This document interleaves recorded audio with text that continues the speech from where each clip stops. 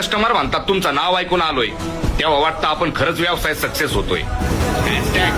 आपला बिझनेस, आपलं मार्केट आपणच तयार करायचं. काळावर माती नशीब कोरून हाती पाऊल घे जिंकायचे रण सारे